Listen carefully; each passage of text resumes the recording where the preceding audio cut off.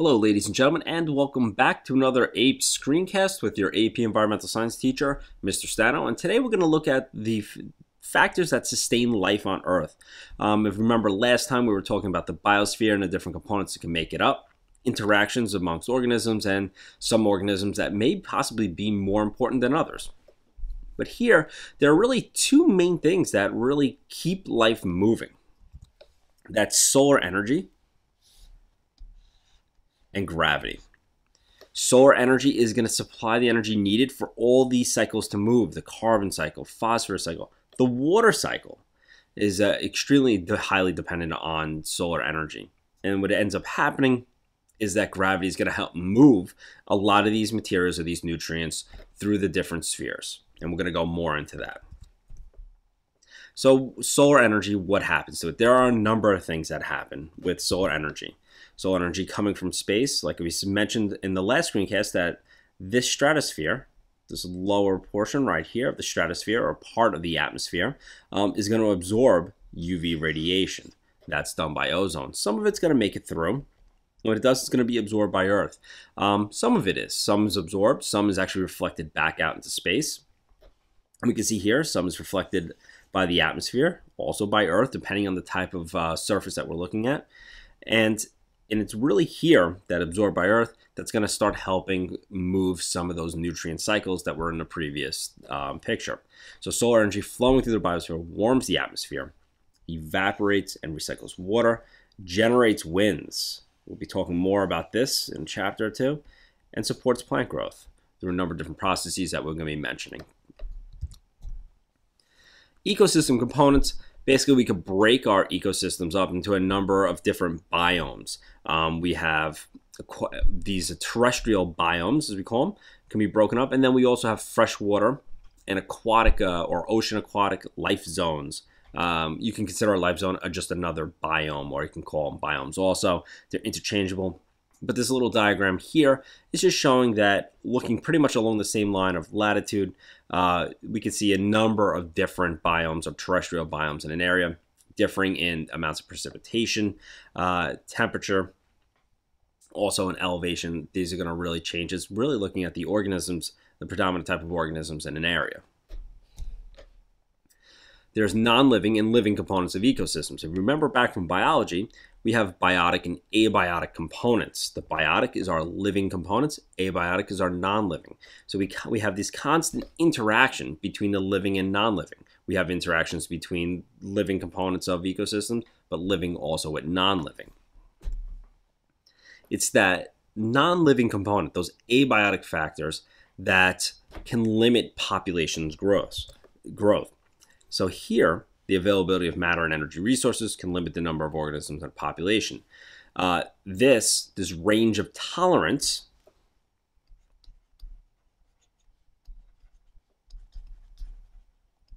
chart right here is pretty important, because it's showing here our abiotic factor. We're looking at just temperature of water for these fish. And we can see here, this is a zone of intolerance. So too low, we don't really have any organisms here, nothing. Go up a little bit more, so it's going to, all right, so we have a few organisms, a few species within that population, a few members within that population that can survive it for whatever reason it may be.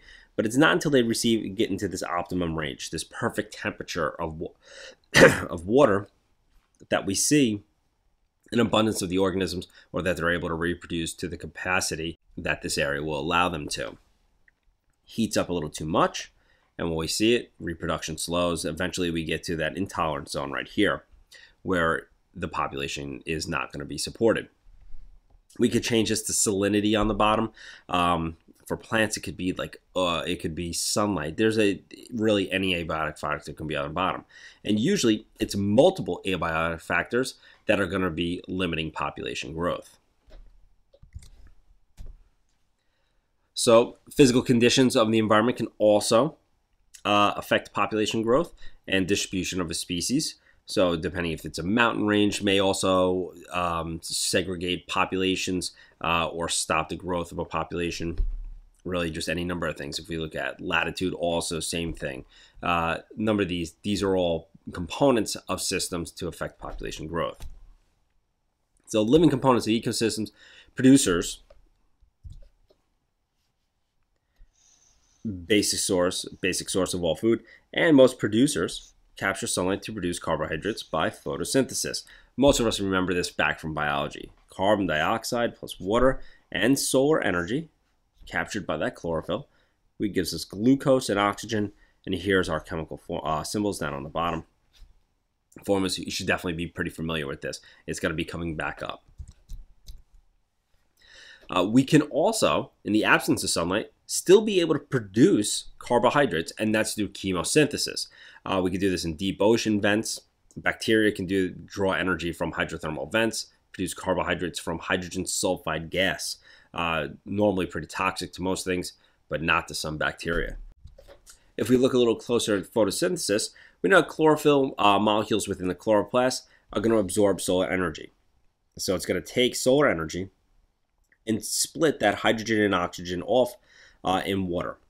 Then with some adenosine triphosphate and adenosine diphosphate, ATP and ADP, it's going to cause CO2 to help produce glucose right here. So these are your basic steps within photosynthesis.